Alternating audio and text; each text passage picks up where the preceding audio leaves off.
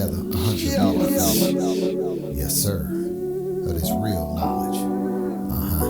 Like this here. Talk to him. Give him something. Skin to skin, bones to clones. Never leave your mind. Welcome, friends, family, and disgruntled listeners to the 17th edition of To the Maroon, a show about everything and nothing. I am your host, Danny, aka Captain Maroon, and I will be joined by my co-host, Sean, also known by his rap name, First is the Worst, aka Lil X Hamster. And in today's pod, we're going to talk about how there is no more salt in the earth, how everything has to be prestige nowadays. No one wants to put their nose to the grindstone or keep their nose on the grindstone, whatever that crazy expression is. But that's always been a thing, right? The whole no one really wants to grind. I mean, who really wants to grind on that stone? Unless you realize that stone is a crippling 9-to-5 with a useless middle management and your talents are never recognized and you think you're stuck in quicksand with no room for growth and that stone is nothing but a dangling carrot on a stick, then I kind of get it. Not liking the whole nose to the grindstone expression. Anyway, moving on. We also get Sean's crazy take on Tom Hanks and Adam Sandler. Yeah, he's got a lot of crazy takes, and this one might take the cake. We also get this take, and that happens during a Happy Gilmore 2 review, which I realize is a little late, but better late than never, as they say. Oh, and I basically talk out loud about making my own Robot Chicken episode. I basically just rip off Robot Chicken and try to write one live. So that's fun. But anyway, there we go. Two shots. Let's start out with a modern day retelling of Adam and Eve, brought to 2025 relatability. And with that, my fellow Maroons, let's go on a journey. Philosopher, please save me. 100 bar, boy. Give it. West Coast back in the fold, bringing the fire like that Santa in a window. Sooner or later, gotta acknowledge this game. OG balance with that Minecraft thing. Hood to hood connections all across the globe. Putting these vibes back where they belong. Been better since I stepped onto the scene. Kind of lyrics make your mama wanna sing. Unlock these doors, let me in. It's a philosopher with the gift of being. Musical tracks beginning to the end. California. Yeah, and then you know, there you go. Got it all figured out. Yeah, no, it's Totally. It's bullshit. It's all bullshit. It's honestly, it's so exposable and so laughable. It's just I think people just choose not to care. I'm just convinced of it. They're just like, whatever. Yeah. Head in. We're in post-truth. It's postmodernist, which is you don't really care about the truth anymore. You just kind of have a narrative and then you stick to it. Yeah. And that's where we're at. Yeah. So I'm going to go back to my narrative real quick because I got a little quick narrative. I'm trying to make sense of my life in a lot of ways. So I'm going to try to make an analogy of things that I hope you and maybe some poor sap out there listening can kind of nod his head. You know, the few that are listening can kind of go, he's crazy. Or just making a couple good points. I'm going to say, I'm going to use an old wives' tale, one we've heard for a long time, the tale of Adam and Eve. I'm going to try to make that, I'm going to put that into modern times, put that in my perspective, try to make sense of what's happening right now. And so right now, I think what's happening is God said, don't bite the apple. That's what the story said. Don't bite the apple. It's the one thing. You guys can be here in the garden. You do whatever you want, right? Go fuck off, right? Eat as many pig ribs, whatever the fuck. Live in a fish's mouth. I don't know. I didn't read the book. Whole thing. Then don't eat the apple. It's the one thing you can't do. Don't eat the apple. I went, no problem, sir. I went, aye, no problem.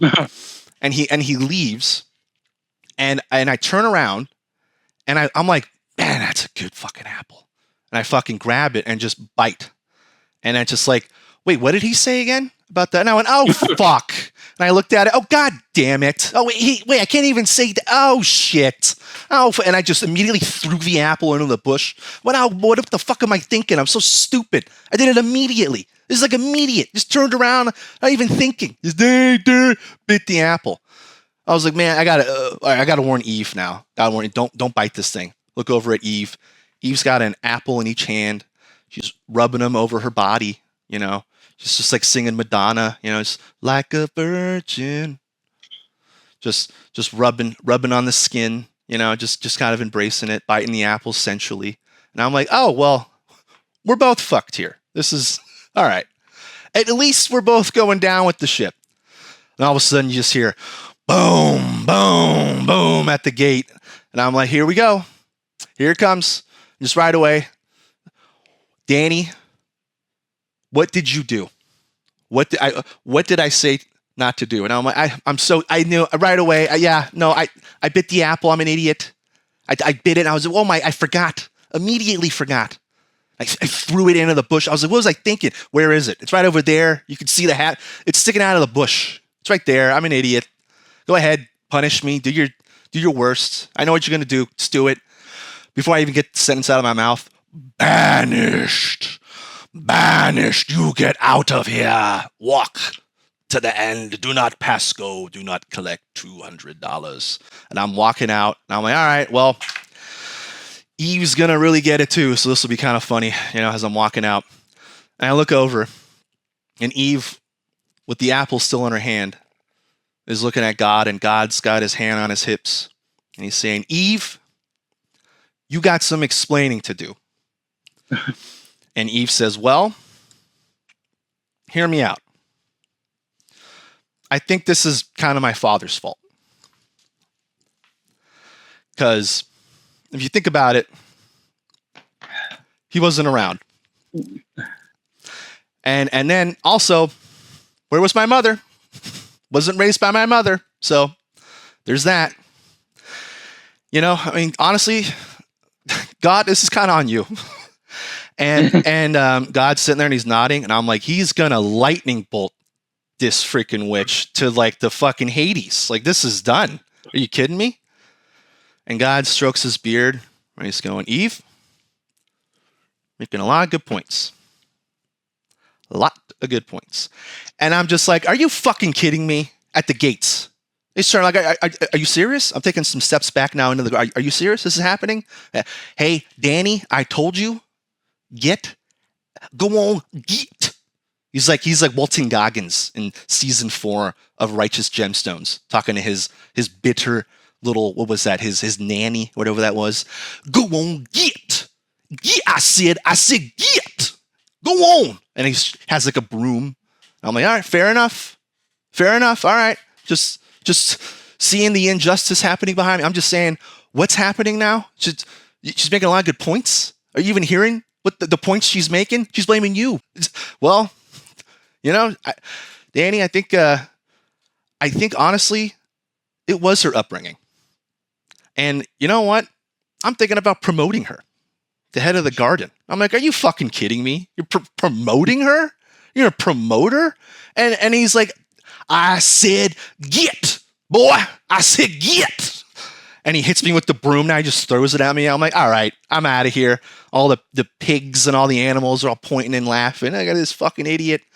And I'm like outside the gate now. And I'm looking back inside my last look. And all I see is Eve and God. They're laughing it up, chuckling.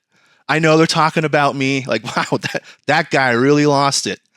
And I realized God is just one of Eve's gal pals.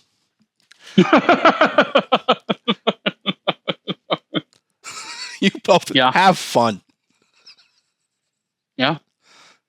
And that's it. And now I'm That's pretty good. Yeah. Now I'm here. Now I'm wandering the deserts of the sand of the, like I'm wandering like the dunes, like the wastes.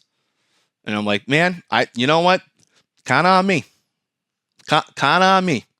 I'm just glad that justice was served. Yeah. That's the world. Justice or like punishment for me, but everybody else no punishment. Yeah. So or everyone else, it's not even like no punishment. It's like, well, actually they're the victim. Hey, it looks like you dropped something. Some knowledge. Yeah. And because of reward. Yeah, and because of the victim, I think they should be rewarded because they had a rough go. It's like, oh, just no accountability for some. Massive accountability for some. No accountability for others. But yeah. What's new with you, pussycat? Whoa, whoa, whoa.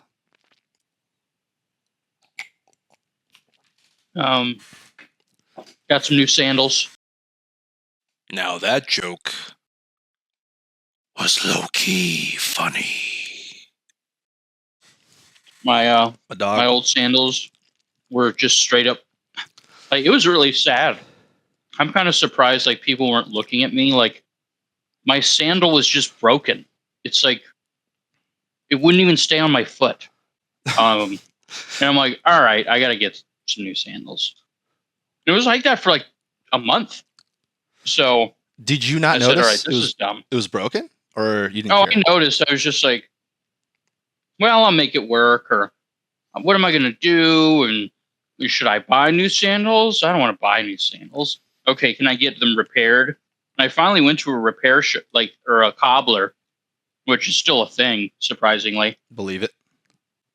I mean, I thought it was like a drug den, honestly. Like, I'm walking like into like this back area of this parking lot, and then I went up. I was going to go up the stairs where I thought it was, and somebody was sitting there smoking a cigarette. So she saw me and she left.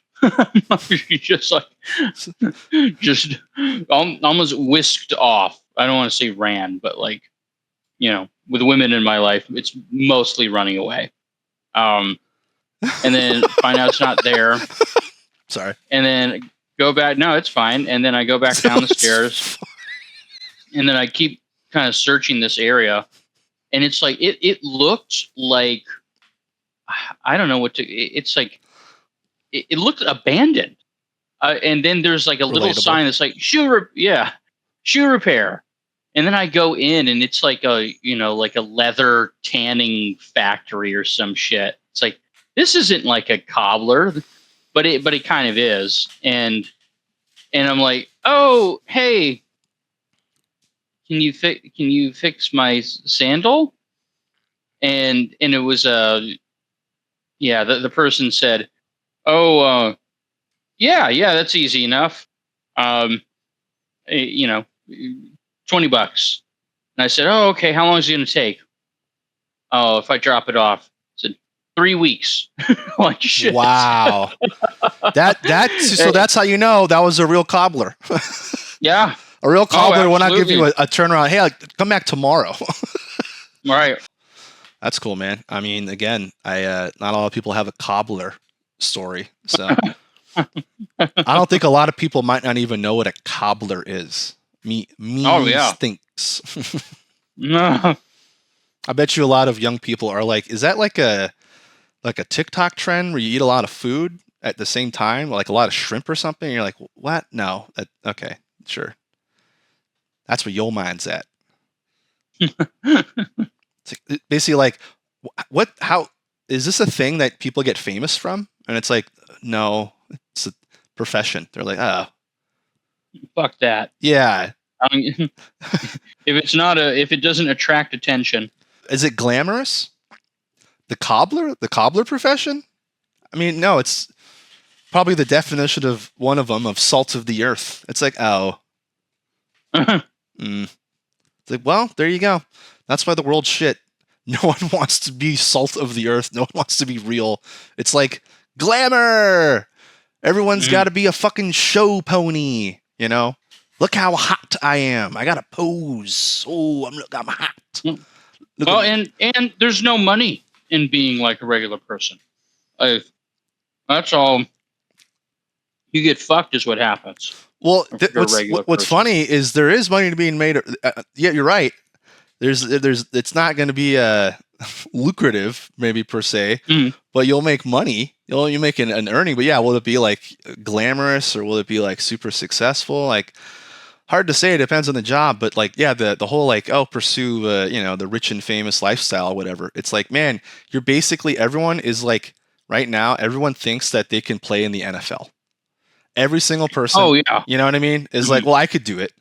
And it's like, guys, it's a really small percentage. They go from high school to college, then college to get drafted and recruited. And then guys that do that to then are successful. It's like you just get smaller and smaller and smaller percentages playing that Powerball. And I think everyone, because of social media and all this stuff, everyone's like, I could do it. but I mean that's been for generations though. I mean, oh, for sure. You think of like Exacerbated. Al Bundy is a perfect story. Like I could have played college ball. And, yeah, right. Yeah. Bitter about life, all these things he could have done. He peaked like 30 years ago or whatever, 20 years ago. And yeah. Mm-hmm. Exactly. Yeah, no, it's funny. Humans aren't really like we think like our problems are unique, you know, like, oh, no one's ever dealt with this. It's like if you read books, read old newspapers, or you listen to old shows or, literature, old movie, whatever it is. It's like, oh, people are dealing with the same problems then as we are now. It's just now we have a smartphone. Ooh. Yeah. I have notifications when my prawn gets uploaded. Hey, you're missing something on that amateur BBW channel. And it's like, I'm not. Now, that joke was underrated. Yeah, no, I'll tell you that much. You've scraped it. You're at a point where it's like you're shocked when you see a new scene. Oh yeah, I mean, I am. I totally am.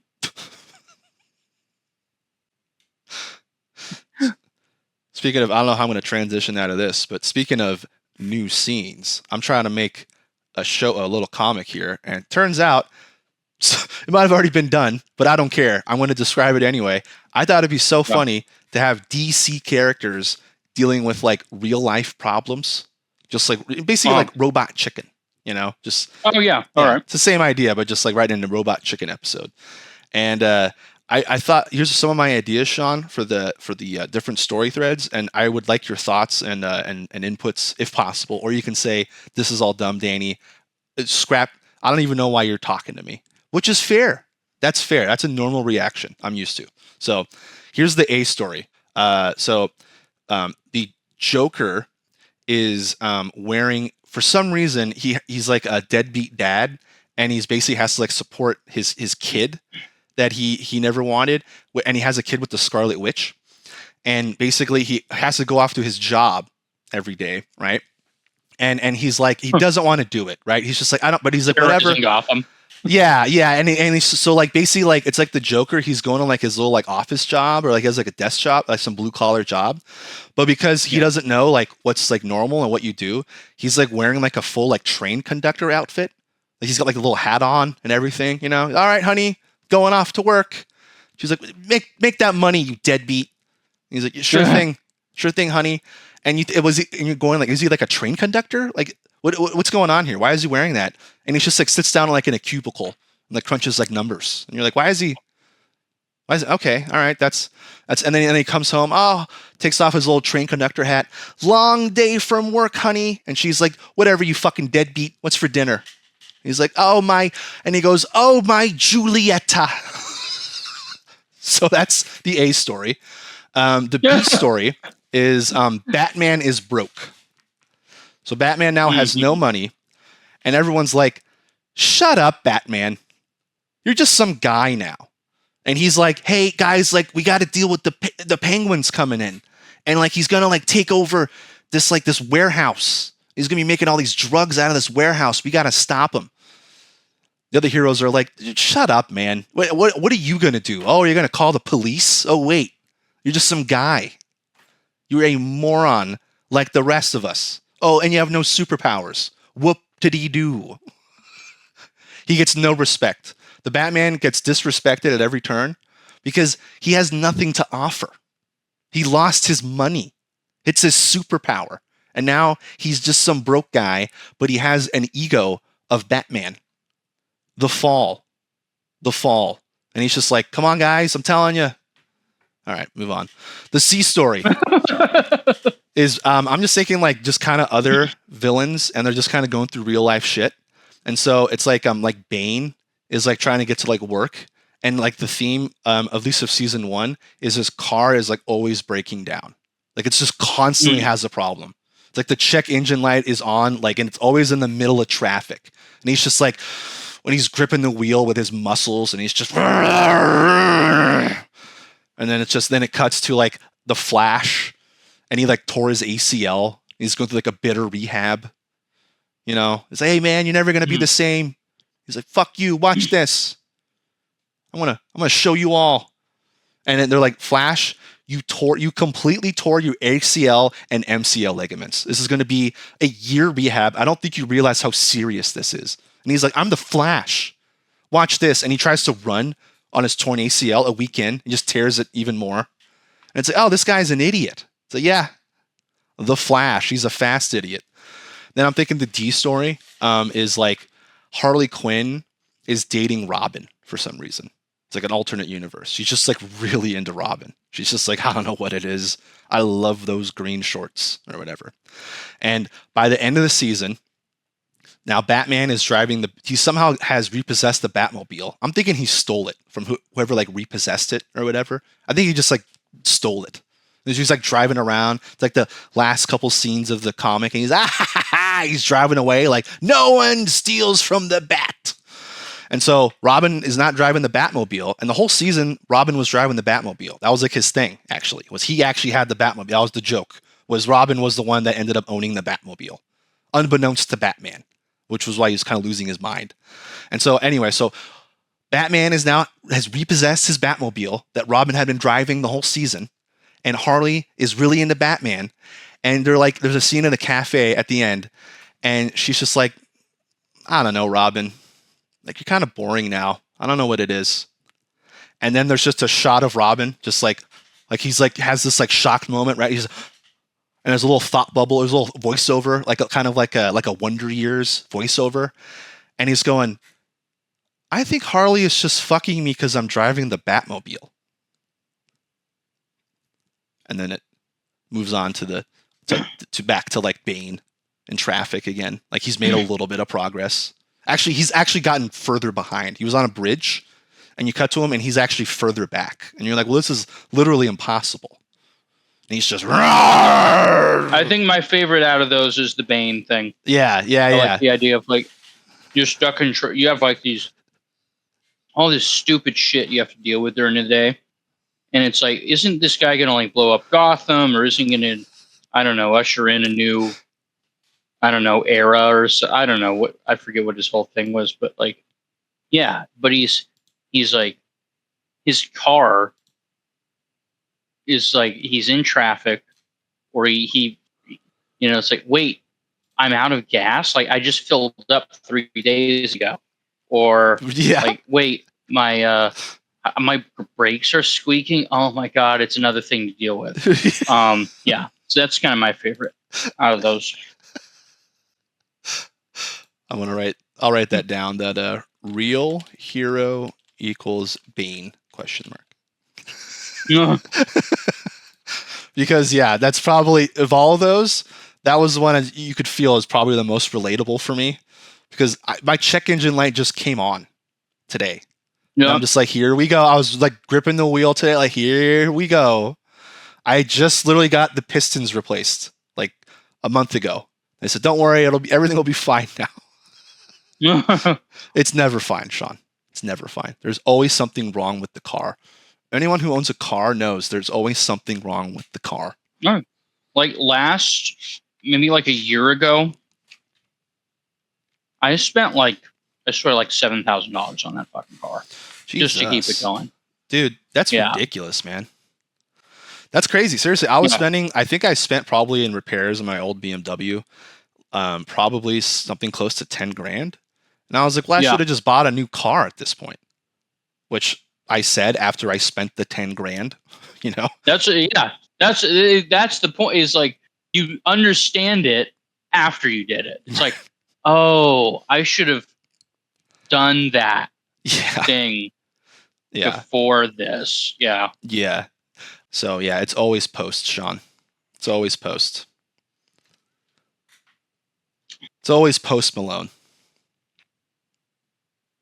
Yeah, he's still around. He's doing country. He's doing good. So this is a great transition, since I know you're eating here, so I can keep going, as you know. Good transition. He made a cameo in Happy Gilmore 2, which I just watched. Oh, is Tom Hanks in Happy Gilmore too? Probably. There was a million cameos. They might have snuck him in the back. You know, it's like one of those. Yeah. It's like Ready Player One. You gotta like rewatch it. Like, oh look, there's Tom Hanks, and you know. No, because wasn't he in the first one? Tom Hanks? Yeah. Who was in the first one?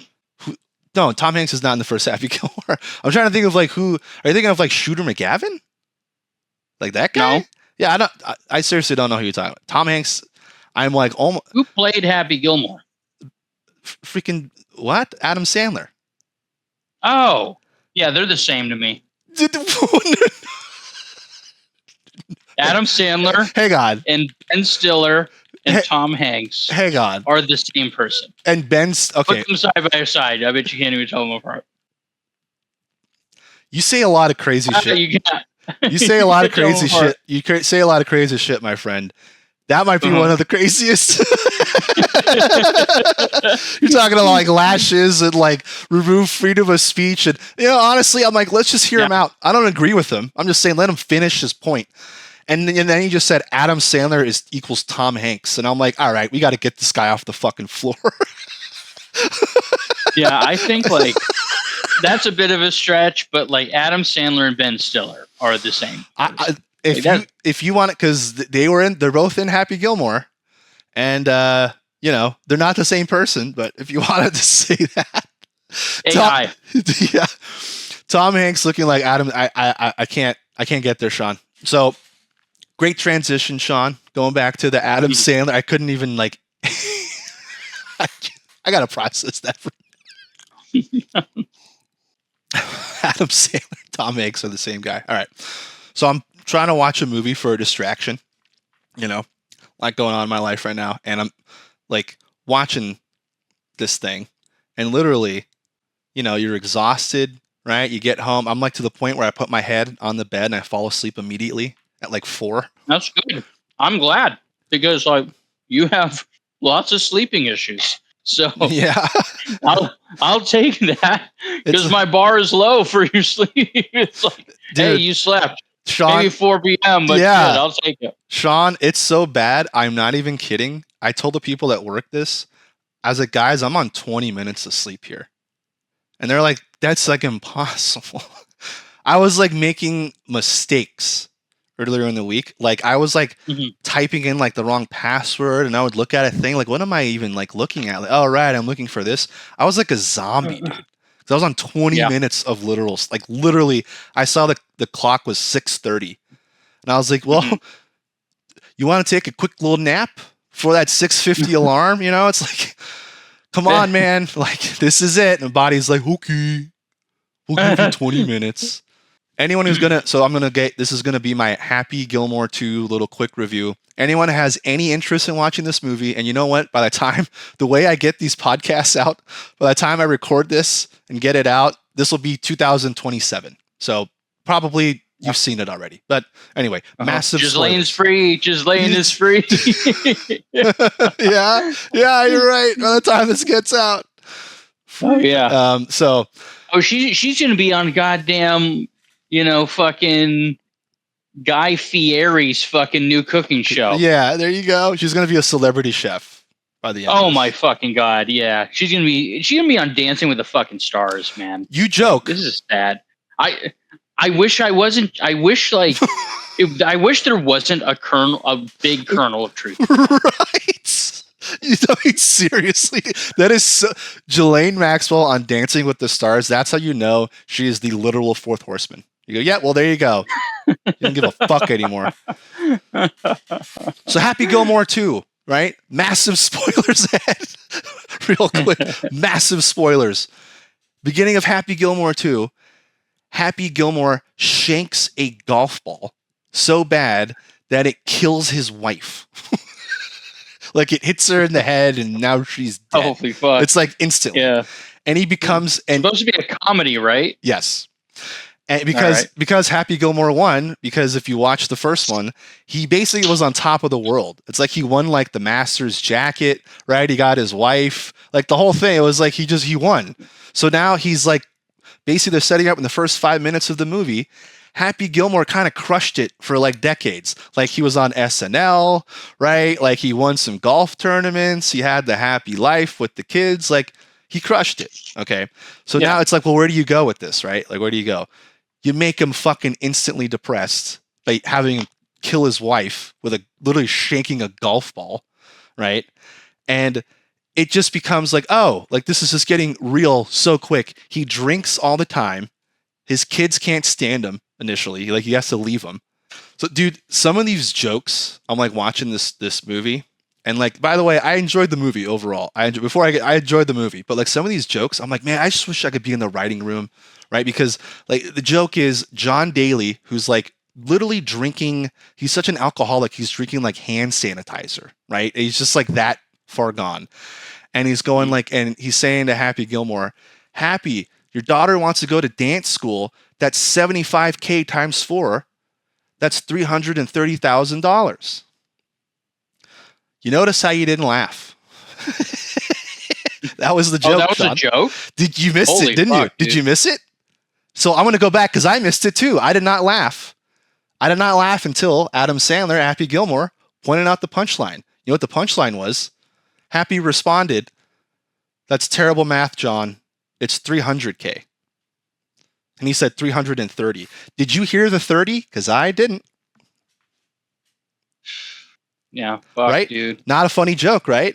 Not a funny joke. No. Here, right? Pisses me off. Shit. You want to know why? Because you kind of get math, Sean. So when someone says 75K times 4 and someone goes, well, that's 300. As soon as you hear 300, your brain shuts off because you're like, well, yep, you got it.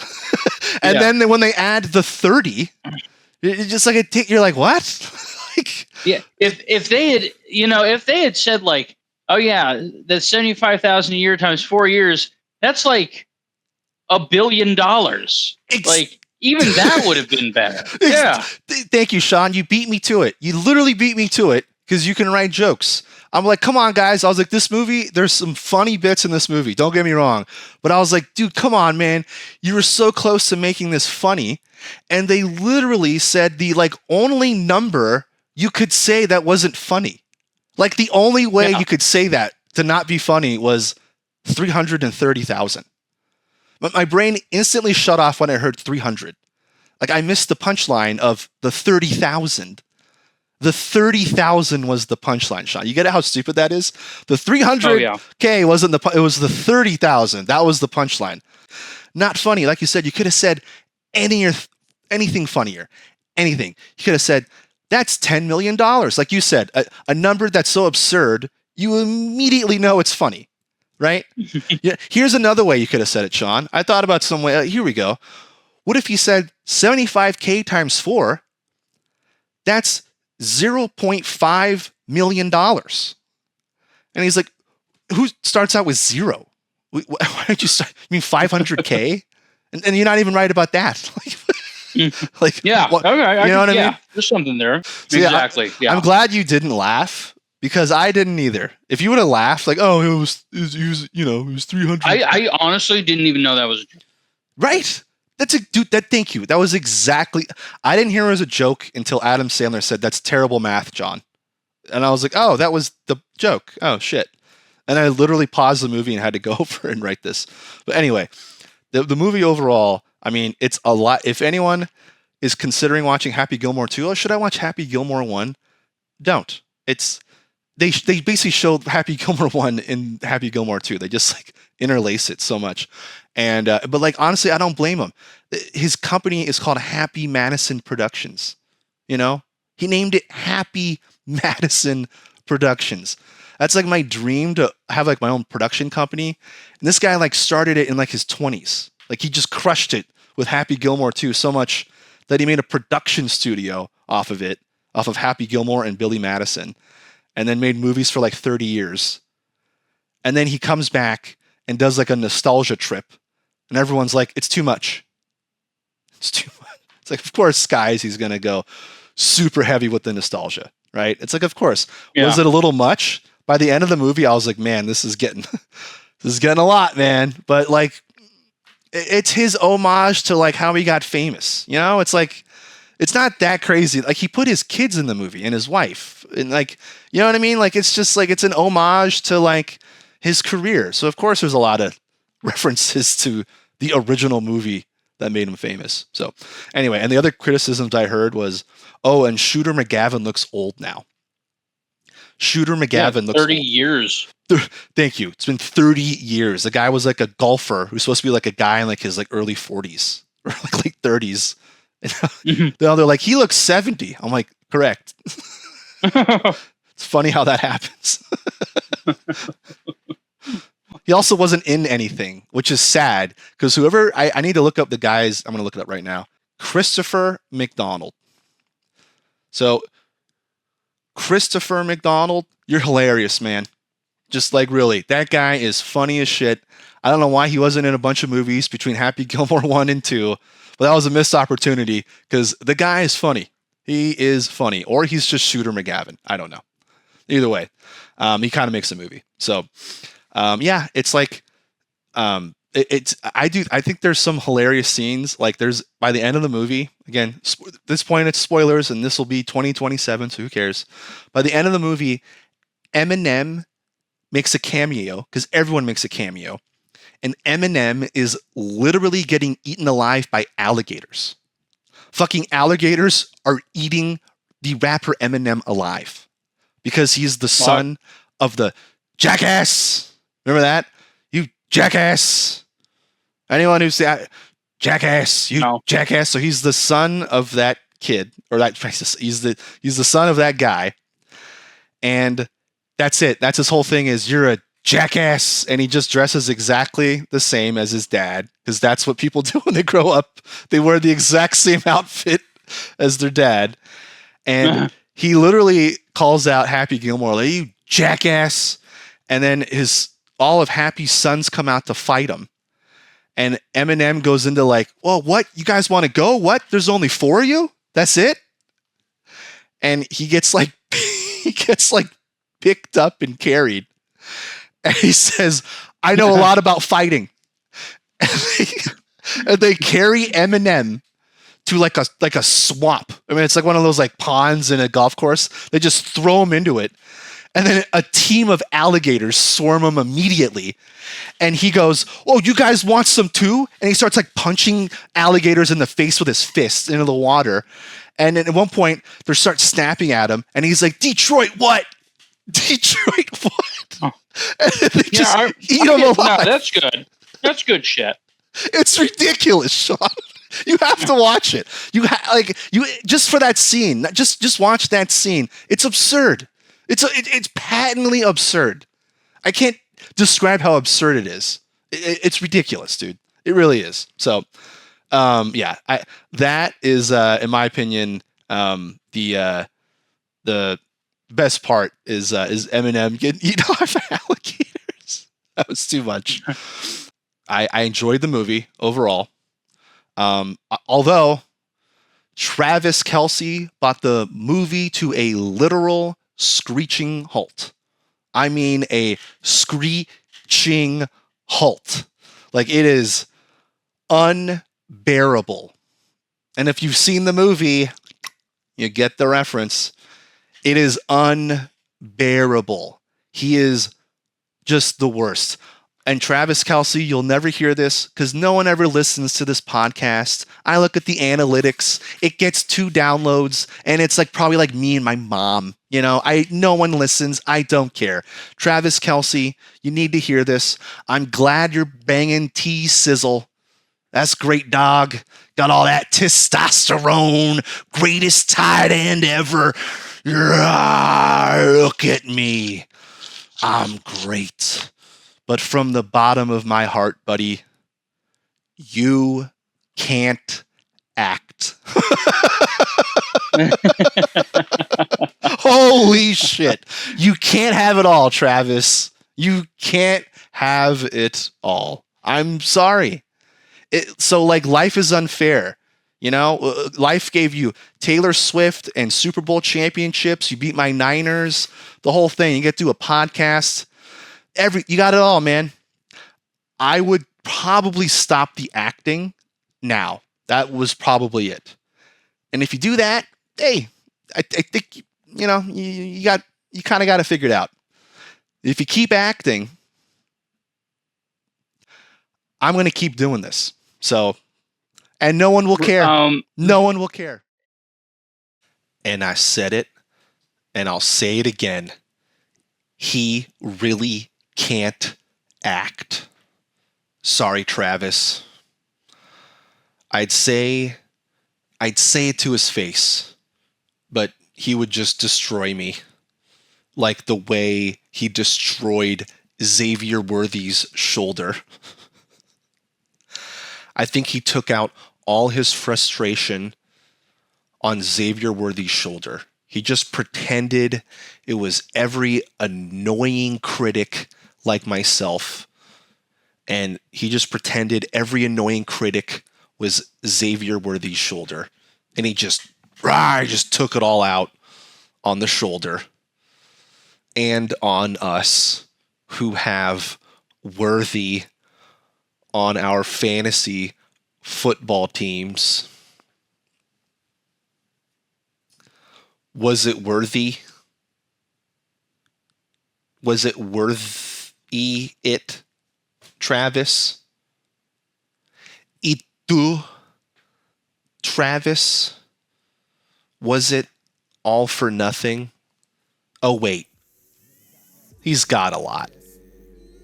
He just can't A-C-T.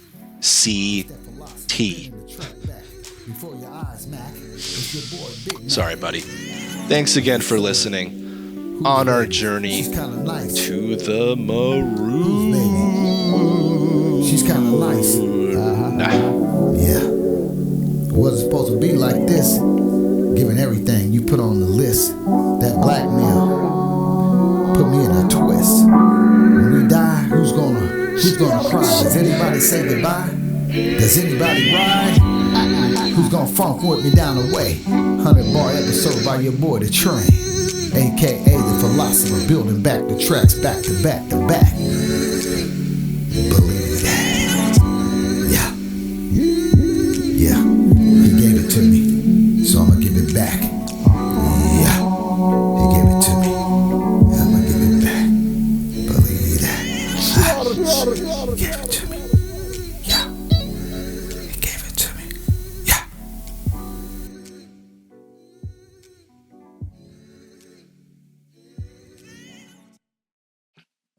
Well, Sean, I'm tired of you. Yeah. Don't blame you.